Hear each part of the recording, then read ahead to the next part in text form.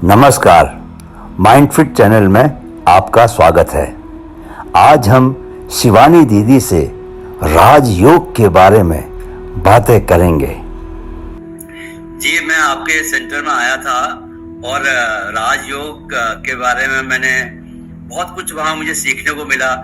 मुझे ये भी मालूम चला कि वहाँ डॉक्टर गुप्ता मुझे मिले थे। उन्होंने मुझे बताया कि बहुत लोगों के हार्ट्स, दिलों में ब्लॉक्स हो गए थे, बहुत सारे ब्लॉक्स, 3 ब्लॉक्स थे, 4 ब्लॉकेजेस थी। और राजयोग करने से बाद में उन्होंने एक्सपेरिमेंट किया और देखा कि सारे साफ हो गए। और देखिए, स्वामी विवेकानंद ने भी राजयोग की बात की है, सभी लोगों ने राजयोग की बात की है। किस तरह राजयोग आपके जीवन से न सिर्फ हर तरह के रोग से आपको मुक्त कर देगा, शारीरिक और मानसिक, वो आपको एक समाधि की ओर लेके जाता है। तो कई बार लोग जो हैं वो राजयोग का नाम सुन के थोड़ा सा उन्हें उस तरह समझ में नहीं आता। आप ठीक बोला कि उन्हें आपके सेंटर में आना चाहिए। वो योग को फिर आसन से जोड़ देते हैं। एक बार सिस्टर, मैं चाहता था कि राजयोग को थोड़ा सा आप अगर समझा देते हैं यहाँ पर। जो योग हम जब कहते हैं ना, शब्द योग, तो हम आसन की तरफ करते हैं, क्योंकि हम योगा जब सीखने जाते हैं तो हमें आसन सिखाए जाते हैं। लेकिन योग शब्द का जो अर्थ है वो युज शब्द से आता है, संस्कृत वर्ड, जिसका अर्थ है कनेक्शन, संबंध। तो योग के लिए 2 चीजों की आवश्यकता है। किसका? किसके साथ? संबंध। तो आत्मा का परमात्मा के साथ कनेक्शन, ये है राजयोग। राज अर्थात सर्वश्रेष्ठ, राज अर्थात जो स्वयं पर राज्य करना सिखाएगा। हम कहते हैं ना स्वराज्य, हम स्वराज्य पाना चाहते थे, तो स्वराज्य अर्थात स्व पर हम राज्य कैसे पाएंगे।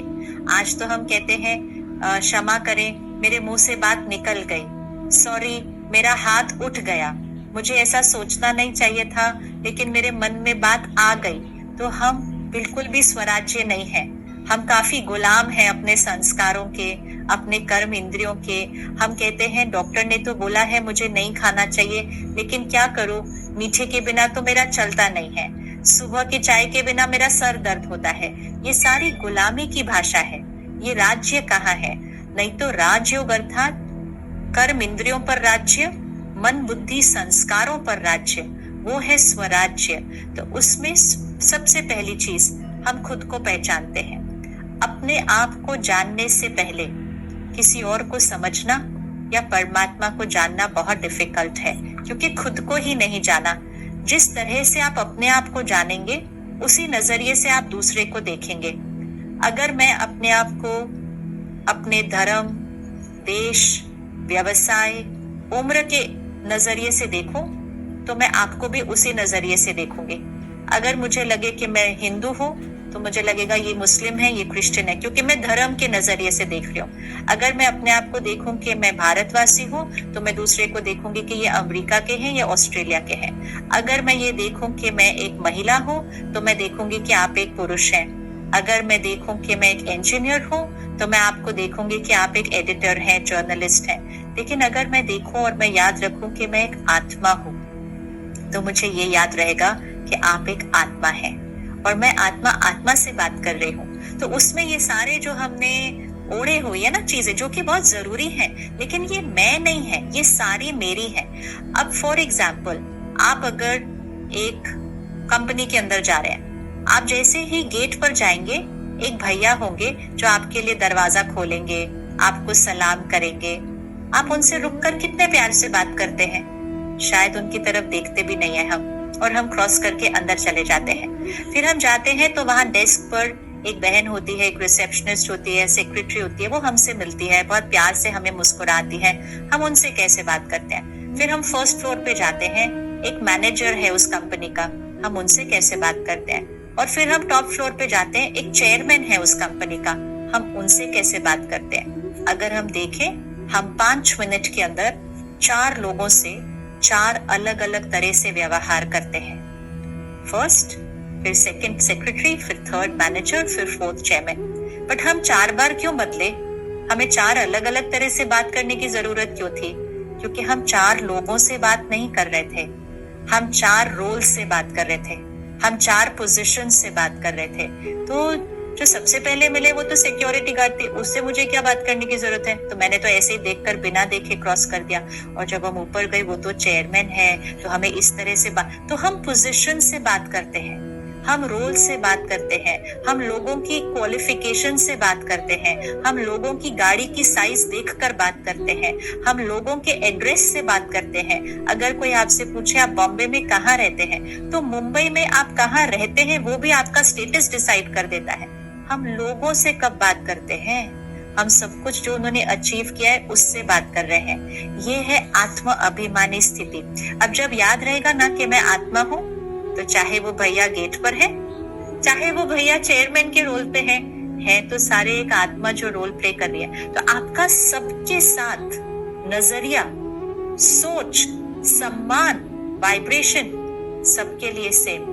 हाँ, जो उनका रोल है उसके लिए रिगार्ड है कि आप उनके लिए दरवाजा खोल देंगे, आप उनके लिए कुर्सी रख लेंगे, लेकिन वो सिर्फ एक बाह्य रिगार्ड है। सम्मान हर आत्मा के लिए, हर आत्मा को सम्मान, हर आत्मा को प्यार, ये राजयोग सिखाता है। वो तब होगा जब मुझे याद रहेगा मैं आत्मा हूँ। लेकिन अगर मुझे सारा दिन सिर्फ अपना ओहदा और उम्र या ये सब याद रहा, तो दूसरे को भी उसी नजरिए से देखेंगे।